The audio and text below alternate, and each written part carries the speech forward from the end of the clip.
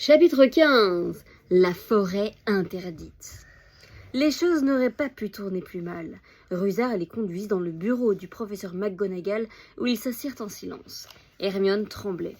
Harry tournait et retournait dans sa tête toutes les excuses qu'il pouvait trouver pour justifier leur conduite, mais aucune ne paraissait convaincante. Ils étaient pris au piège. Comment avait-il pu être assez stupide pour oublier la cape ? Aucune excuse au monde ne pourrait justifier aux yeux du professeur McGonagall qu'il se promenait ainsi au milieu de la nuit, et surtout pas dans la plus haute tour d'astronomie qui était réservée aux cours.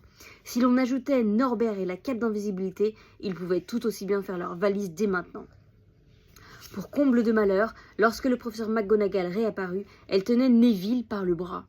« Harry !» s'exclama Neville. « Je t'ai cherché pour te prévenir. J'ai entendu Malfoy dire qu'il allait te coincer. Il a dit que tu avais un dragon. » Harry fit un signe de tête frénétique pour interrompre Neville, mais le professeur McGonagall l'avait vu. Elle semblait dans un tel état de fureur qu'elle aurait pu cracher le feu beaucoup mieux que Norbert. « Je n'aurais jamais cru ça de vous.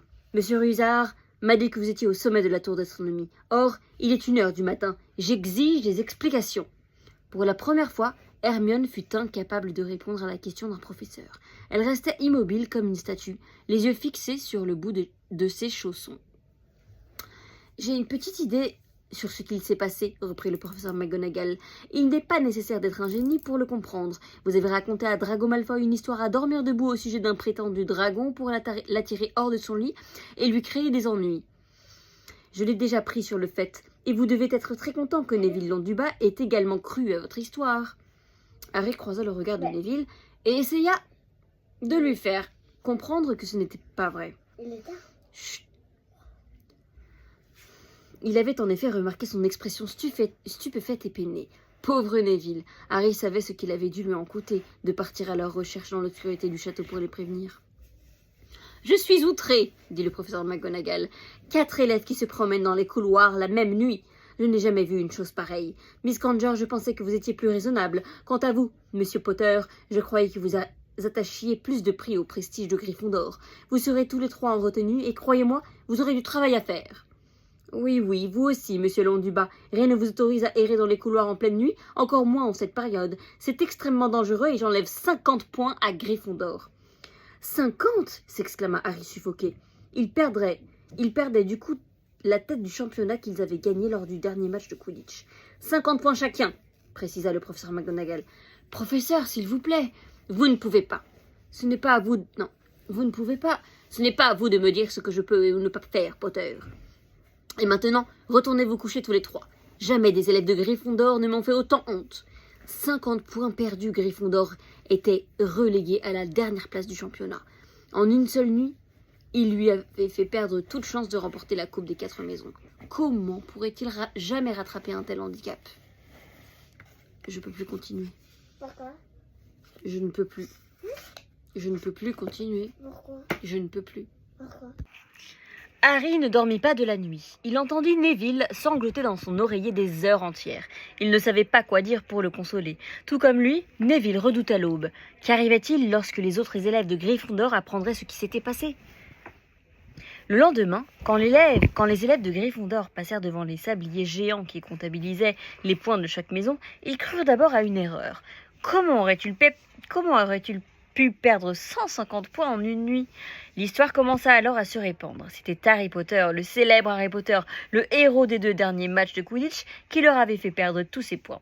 Lui et les 2 idiots de la première année. Lui et les 2 autres idiots de la première année. Harry, qui avait été le plus populaire, le plus admiré des élèves de l'école, devint brusquement celui qu'on détestait le plus. Même les Serre d'Aigle et les Poufsouffles s'en prenaient à lui, car ils avaient tous espéré que les Serpentards perdraient la coupe. Partout où Harry apparaissait, on le montrait du doigt, on l'insultait à haute voix. Les Serpentards, en revanche, applaudissaient et acclamaient chaque fois qu'ils le voyaient passer. « Merci pour le coup de main, Potter. Il n'y avait que Ron pour lui rester fidèle. Ils auront oublié tout ça dans quelques semaines, assura-t-il. Pardon, Ron y parle et Ron y parle et Julie et tu dis le nom. Oui. assura-t-il. Fred et George ont fait perdre les quantités de points à Gryffondor pendant tout le temps qu'ils ont passé ici, et tout le monde les aime bien quand même. Ils n'ont jamais fait perdre 150 points d'un coup, j'imagine, dit Harry d'un air malheureux. Non, c'est vrai, admit Ron. Il était un peu tard pour réparer les dégâts, mais Harry se jura désormais de ne plus se mêler de ceux qui ne le regardaient pas. Il se sentait si honteux qu'il proposa à Dubois de démissionner de l'équipe de Quidditch. Démissionner, tonna Dubois. Et ça nous servirait à quoi? Comment on va faire pour regagner des points si on ne peut plus gagner les matchs? Mais même le match Quidditch avait cessé de l'amuser. Les autres joueurs refusaient d'adresser la parole à Harry pendant les séances d'entraînement, et quand ils avaient besoin de parler de lui, ils le désignaient sous le nom d'attrapeur. Hermione et Neville souffraient eux aussi. Ils n'avaient pas à subir autant d'avanies, car ils n'étaient pas aussi connus, mais personne ne leur parlait non plus. Hermione était devenue discrète en classe, gardant la tête baissée, et travaillait en silence. Harry était presque content que la période des examens approche. Toutes les révisions qu'ils avaient à faire jusque tard dans la nuit, et en compagnie de Ron et Hermione, lui occupaient suffisamment l'esprit pour qu'il n'ait plus le temps de penser à ses malheurs. Une semaine avant les examens, cependant, la promesse que Harry s'était faite de ne plus se mêler de ceux qui ne le regardaient pas fut mise à l'épreuve. Un après-midi, alors qu'il revenait de la bibliothèque, il entendit un gémissement qui provenait d'une salle de classe un peu plus loin. Il reconnut aussitôt la voix de Quirrell. « Non, non, ne recommencez pas, s'il vous plaît !» implorait-il. On aurait dit que quelqu'un le menaçait. Harry s'approcha. « D'accord, d'accord !» sanglota Quirrell. Un instant plus tard, il sortit en hâte de la salle en redressant son turban. Il avait le teint pâle et semblait sur le point de fondre en larmes. Il s'éloigna à grands pas et disparut. Harry attendit que le bruit de ses pas se soit évanoui, puis il regarda à l'intérieur de la salle de classe. Elle était vide. Mais il y avait de l'autre côté une deuxième porte qui était entr'ouverte, et il s'avança dans cette direction. Il avait déjà parcouru la moitié du chemin lorsque, se souvenant de sa promesse, il se ravisa. De toute façon, il était prêt à parier une douzaine de pierres philosophales que c'était Rogue qui était parti par là. Et d'après ce qu'il venait d'entendre, Quirrell avait fini par céder à ses menaces. Harry retourna aussitôt à la bibliothèque et raconta à Ron et à Hermione ce qu'il avait entendu. Alors, Rogue a fini par y arriver, soupira Ron. Si Quirrell lui a révélé comment neutraliser son sortilège... Il reste touffu, fit remarquer Hermione. Peut-être que Rogue a trouvé le moyen de passer devant lui sans avoir eu besoin de le demander à Hagrid, dit Ron en jetant un coup d'œil aux milliers de livres qui les entourent. J'imagine qu'il doit bien y avoir un bouquin qui indique comment s'y prendre avec un chien géant à 3 têtes. Qu'est-ce qu'on fait, Harry? La lueur de l'aventure brillait à nouveau dans le regard de Ron, mais Hermione répondit avant Harry. « Il faut aller voir Dumbledore, dit-elle. C'est ce qu'on aurait dû faire depuis le début. Si on tente quelque chose nous-mêmes, on va se faire renvoyer, c'est sûr. » « Mais on n'a aucune preuve, répondit Harry. Quirrell a bien trop peur pour confirmer ce qu'on dira. Rogue se contentera de prétendre qu'il ignore comment le troll est entré le jour de Halloween et qu'il ne s'est pas rendu au 3e étage. Et qui est-ce qu'on va croire? Lui ou nous? Tout le monde sait qu'on le déteste. Dumbledore pensera que nous avons inventé toute l'histoire pour essayer de le faire renvoyer. Rusard ne nous aiderait pour rien au monde, même si sa vie en dépendait. Il est bien trop ami avec Rogue, et à ses yeux, plus il y a d'élèves qui se font renvoyer, mieux c'est. En plus, on n'est pas censé connaître l'existence de la pierre, ni celle de Touffu. Hermione sembla convaincue, mais pas Ron. Et si on se contentait de fouiner un peu, proposa-t-il. Non, répliqua Harry. On a suffisamment fouiné comme ça. Il tira vers lui une carte de Jupiter et commença à apprendre les noms des satellites. Ma balade préférée, c'est Jupiter. Le lendemain matin, les retenues furent signifiées officiellement à Harry, Hermione et Neville pendant le petit déjeuner. Le mot qu'on leur distribua était le même. Votre retenue commencera ce soir à 11h. Rendez-vous avec Monsieur Rusard dans le hall d'entrée. Professeur McGonagall. Dans l'agitation qu'avait provoquée la perte de leurs points, Harry avait oublié qu'ils avaient toujours des retenues à faire. Il s'attendait à ce qu'Hermione se plaigne en disant que c'était une soirée de perdu pour les révisions, mais elle ne prononça pas un mot. Tout comme Harry, elle estimait qu'ils avaient eu ce qu'ils méritaient. À 11h ce soir-là, ils dirent au revoir à Ron dans la salle commune et descendirent dans le hall d'entrée avec Neville.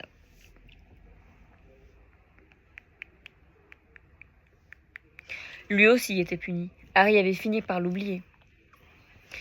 Suivez-moi, dit Rusard en les conduisant en dehors avec une lampe à la main. Alors, vous y repenserez à 2 fois maintenant avant de violer les règlements de l'école, lança-t-il d'un ton narquois.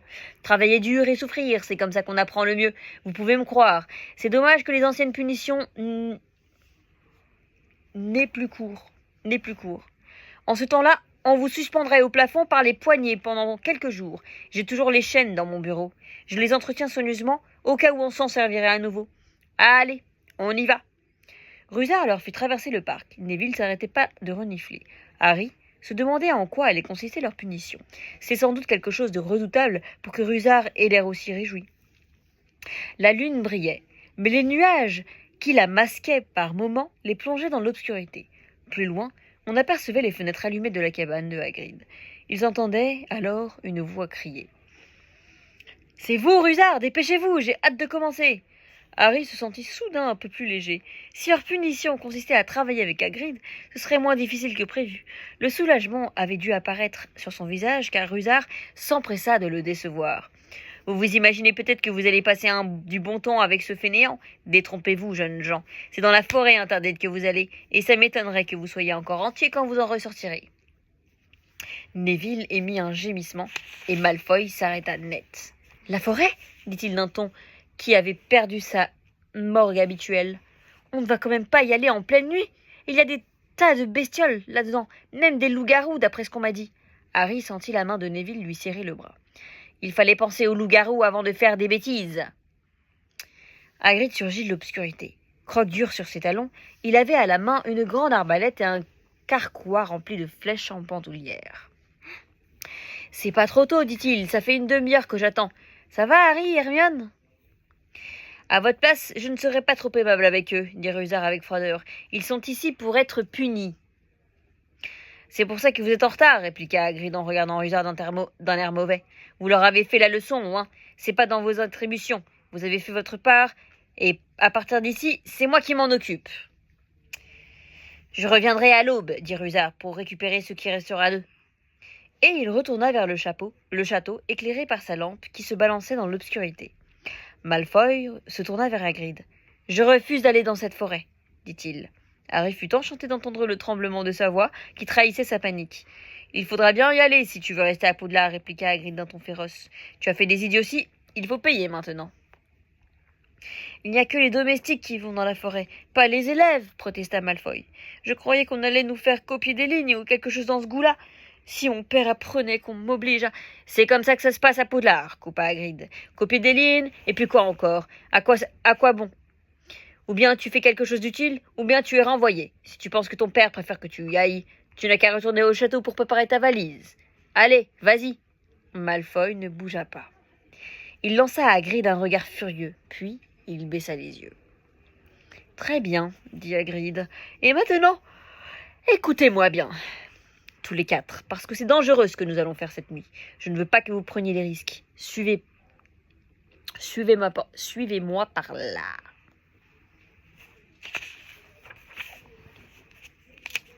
Un cordon.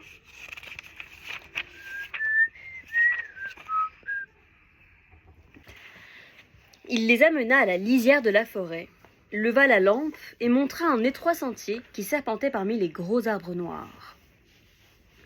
Une petite brise agitait leurs cheveux, tandis qu'ils contemplaient la forêt. « Regardez, » dit Hagrid, « vous voyez cette chose argentée qui brille par terre ? C'est du sang de licorne. Et il y en a dans les environs une licorne qui a été gravement blessée par je ne sais pas quoi. C'est la 2e fois cette semaine. J'en ai trouvé une morte mercredi dernier. On va essayer de retrouver cette malheureuse bestiole. Il faudrait peut-être mettre fin à ses souffrances. » T'allumes ton t-shirt, fais pas ça. Ok. Et qu'est-ce qui se passe si le je ne sais quoi qui a blessé la licorne nous trouve avant ? Demanda Malfoy sans parvenir à dissimuler la terreur qui altérait sa voix. Tant que tu seras avec moi et Croque-Dur, rien de ce qui vit dans cette forêt ne pourra te faire mal, assura Hagrid. Ne vous écartez pas du chemin, nous allons tout de suite nous séparer en 2 groupes et suivre les traces de directions différentes. Il y a du sang partout. Elle a dû errer dans tous les sens depuis la nuit dernière. « Je veux Croque-Dur avec moi, » dit précipitamment Malfoy, en regardant les longues dents du chien. D'accord, mais je te préviens, c'est un trouillard, dit Hagrid. Alors, Harry, Hermione et moi, on va d'un côté, Drago, Neville et Croque-Dur de l'autre. Si l'un de nous trouve la licorne, il envoie des étincelles vertes, d'accord? Sortez vos baguettes magiques et entraînez-vous dès maintenant. Voilà, très bien. Et si quelqu'un a des ennuis, il envoie des étincelles rouges pour que les autres viennent à son secours. Allons-y maintenant et faites bien attention. La forêt était noire et silencieuse. Un peu plus loin, ils atteignirent une bifurcation. Hagrid, Harry et Hermione prirent le chemin de gauche, Malfoy, Neville et Croque-Dur celui de droite. Ils avancèrent sans bruit, les yeux rivés au sol. De temps à autre, un rayon de lune traversait les feuillages et faisait briller une tache de sang argentée sur les feuilles mortes. Harry remarqua que Hagrid avait l'air inquiet. « Est-ce qu'un loup-garou pourrait tuer une licorne ?» demanda Harry. « Il ne serait pas assez rapide. Les licornes ne sont pas faciles à attraper. Ce sont des créatures qui ont des pouvoirs magiques très puissants. Avant ça, je n'avais jamais entendu dire qu'on puisse blesser une licorne. » Ils passèrent devant une souche d'arbre couverte de mousse. Harry entendit un bruit d'eau. Il devait y avoir un ruisseau à proximité. Il y avait toujours des taches de sang de licorne le long du chemin sinueux. « Ça va, Hermione » murmura Hagrid. « Ne t'inquiète pas. Si elle est gravement blessée, elle n'a pas pu aller bien loin. Et nous arriverons à... »« Vite, cachez-vous derrière cet arbre !» Hagrid attrapa Harry et Hermione et les souleva de terre pour les cacher derrière un grand chêne, à l'écart du chemin. Il saisit les flèches de son carquois, l'ajusta sur son l'arbalète qu'il leva, prêt à tirer. Tous trois tendirent l'oreille. Quelque chose rampait sur les feuilles mortes. On aurait dit le bas d'une cape qui traînait sur le sol. Hagrid scruta le sentier, mais quelques instants plus tard, le bruit s'était évanoui. « J'en étais sûr, murmura-t-il. Il y a dans cette forêt quelque chose qui ne devrait pas y être. »« Un loup-garou » risqua Harry. « Ça, ce n'était ni un loup-garou ni une licorne, dit sombrement Hagrid. « Bon, suivez-moi, mais faites bien attention. » Ils avancèrent, puis lentement, guettant le moindre bruit.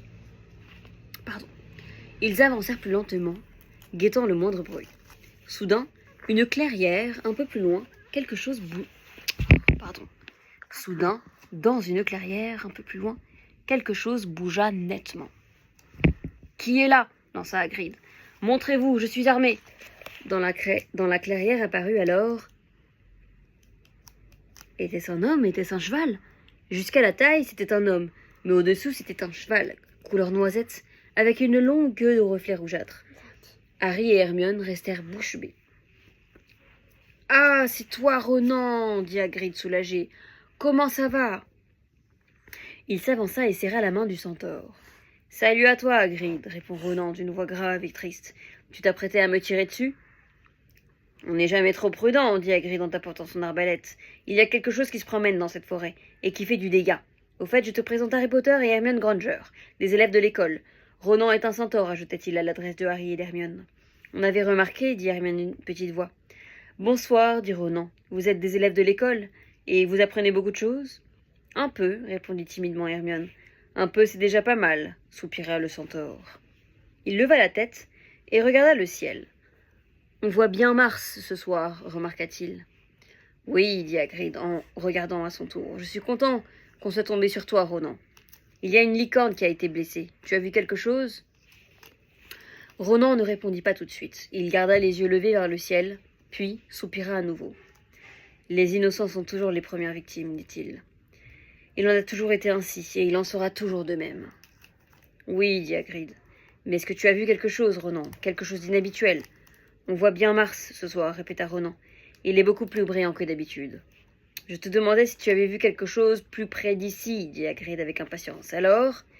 Les forêts sont pleines de secrets, déclara Ronan, au bout d'un certain temps. Hagrid leva à nouveau son arbalète en entendant un bruit derrière eux. Mais c'était un autre centaure, aux cheveux et au corps noirs, qui avait l'air plus sauvage que Ronan. « Salut, Bane, dit Hagrid, ça va? Justement, je demandais à Ronan s'il avait rien vu d'inhabituel ces derniers temps. Une licorne a été blessée. Tu sais quelque chose à ce sujet ?» L'autre centaure leva la tête vers le ciel. « On voit bien Mars, ce soir, dit-il. »« On sait, grommela Hagrid. Bon, écoutez, si vous remarquez quelque chose tous les deux, dites-le moi, d'accord ?» Il s'éloigna ensuite de la clairière, suivi de Harry et d'Hermione. qui regardèrent Ronan et Bane par-dessus leurs épaules jusqu'à ce que les arbres les dissimulent. Avec les centaures, impossible d'obtenir une réponse claire, dit Hagrid. Ils passent leur temps à regarder les étoiles, ces imbéciles. Rien ne les intéresse si ça ne passe pas au moins sur la lune. Il y en a beaucoup ici demanda Hermione. Oh, pas mal, oui. Ils restent entre eux, le plus souvent. Mais je vais les voir si jamais j'ai besoin d'un renseignement. Ils savent beaucoup de choses. L'ennui, c'est qu'ils ne sont pas très bavards. Vous croyez que c'était un senteur qu'on a entendu tout à l'heure demanda Harry. Non, ça ne ressemblait pas à des bruits de sabots. Je suis sûr que c'était ce qui a tué la licorne. Je n'avais jamais entendu ça auparavant. Ils s'enfoncèrent un peu plus dans l'épaisse forêt. Hagrid, oui, Maman, elles sont là.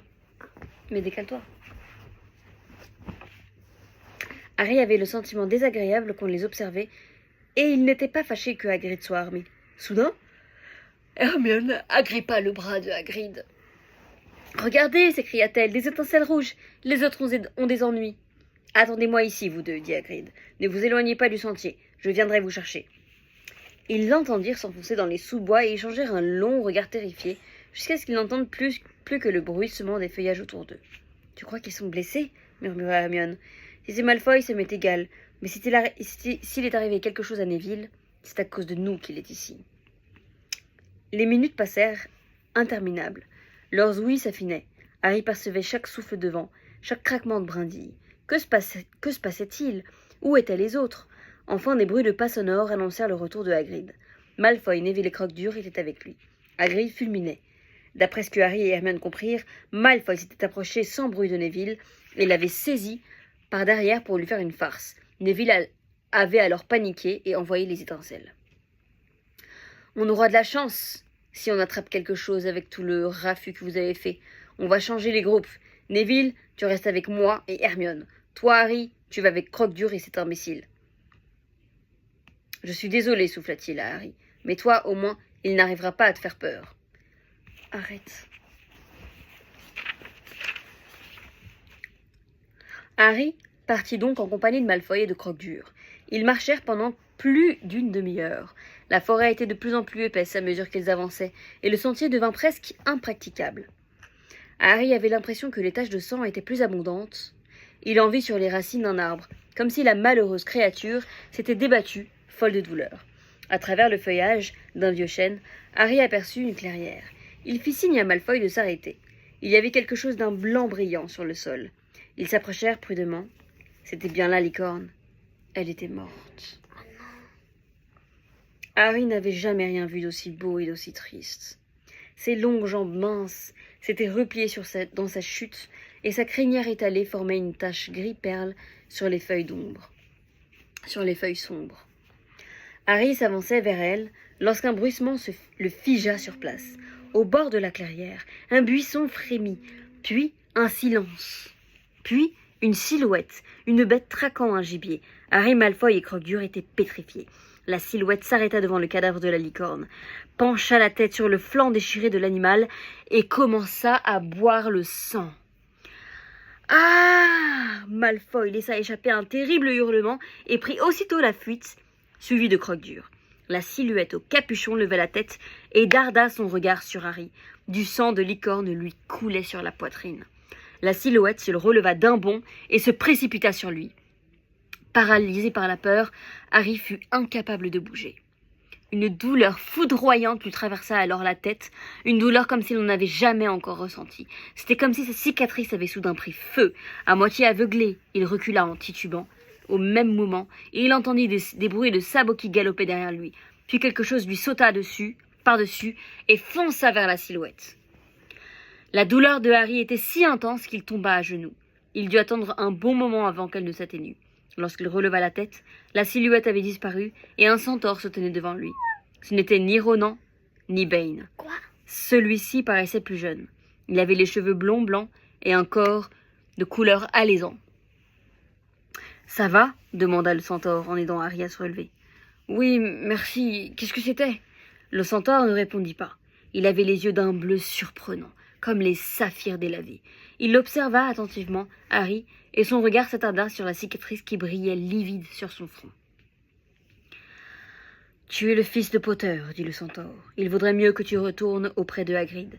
La forêt n'est pas sûre, ces temps-ci, surtout pour toi. Tu sais monter à cheval? Ce sera plus rapide. Je m'appelle Firenze. Firenze, ajouta-t-il en pliant ses jambes pour que Harry puisse monter sur son dos. Il y eut alors un autre bruit de galop, et Ronan et Bane surgirent des arbres, des flancs palpitants, couverts de sueur. « Firenze !» tonna Bane. « Qu'est-ce que tu fais? Tu portes un humain sur ton dos? Tu n'as donc aucune honte? Tu te prends pour un vulgaire mule? Pour une vulgaire mule? Vous savez qui est ce garçon? » répliqua Firenze. « C'est le fils Potter. Plus vite il aura quitté la forêt, mieux cela vaudra. »« Qu'est-ce que tu lui as dit ?» gronda Bane. « Souviens-toi, Firenze, nous avons fait serment de ne pas nous opposer aux décisions du ciel. N'avons-nous pas lu dans le mouvement des planètes ce qui doit arriver? » « Je suis sûr que Firenze a cru bien faire, intervint Ronan de sa voix sombre. « Bien faire, s'écria Bane avec colère, en frappant le sol de son sabot. Qu'avons-nous à voir là-dedans? Les centaures se soumettent au décret du destin. Nous n'avons pas à nous promener comme des ânes pour aller chercher les humains égarés dans la forêt. » Sous le coup de la colère, Firenze se mit à ruer et Harry dut se cramponner pour ne pas tomber. « Tu ne vois donc pas cette licorne ?» lança-t-il à Bane. « Tu ne comprends pas pourquoi elle a été tuée? Les planètes ne t'ont pas dévoilé ce secret. Je me dresse contre ceux qui se cachent dans cette forêt, Bane, même s'il faut pour cela venir en aide à un humain. » Firenze partit alors au galop et Harry essaya de s'accrocher de son mieux, tandis qu'il plongeait dans la forêt, laissant Ronan et Bane derrière eux. Harry n'avait aucune idée de ce qui se passait. « Pourquoi Bane est-il tellement en colère ?» demanda Harry. « C'est à cause de cette chose dont tu m'as sauvé ?» Firenze ralentit l'allure et conseilla à Harry de baisser la tête pour ne pas se heurter aux branches basses. Mais il ne répondit pas à la question. Ils poursuivirent leur chemin en silence. Puis, alors qu'ils traversaient d'épais sous-bois, Firenze s'arrêta soudain. « Harry Potter, dit-il, sais-tu à quoi sert le sang des licornes ?»« Non, répondit Harry, surpris par l'étrange question. Dans les potions, nous n'utilisons que les cornes et les crins de leur queue. Tuer une licorne est une chose monstrueuse, dit Firenze. Pour commettre un tel crime, il faut n'avoir rien à perdre et tout à gagner. Le sang de licorne permet de survivre, même si on est sur le point de mourir, mais à un prix terrible. Car il faut tuer un être pur et sans défense pour sauver sa propre vie. Et dès l'instant où les lèvres touchent le sang, ce n'est plus qu'une demi-vie, c'est une vie maudite. Harry observa la crinière de Firenze, que la lune parsemait de taches argentées. Qui pourrait être désespéré à ce point, se demanda Harry à haute voix. Si on doit être maudit à jamais, mieux vaut mourir, non? Oui, dit Firenze. À moins qu'on ait simplement besoin de survivre suffisamment longtemps pour pouvoir boire quelque chose d'autre, quelque chose qui redonne la force et la puissance, quelque chose qui permette de ne jamais mourir. Harry Potter, sais-tu qui est caché dans l'école en ce moment? Sais-tu ce qui est caché dans l'école en ce moment? La pierre philosophale, l'élixir de longue vie, bien sûr, mais je ne comprends pas qui... Ne connais-tu pas quelqu'un qui a passé des années à guetter la moindre occasion de retrouver son pouvoir, qui s'est cramponné à la vie en attendant sa chance? Le troll. Non.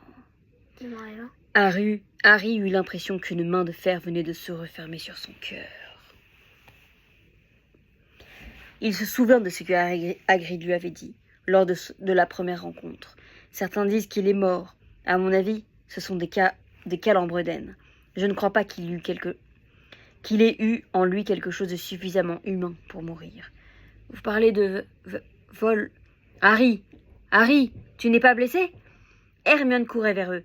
Hagrid essayait de la suivre en soufflant comme un buffle. « Ça va très bien, répondit machinalement Harry.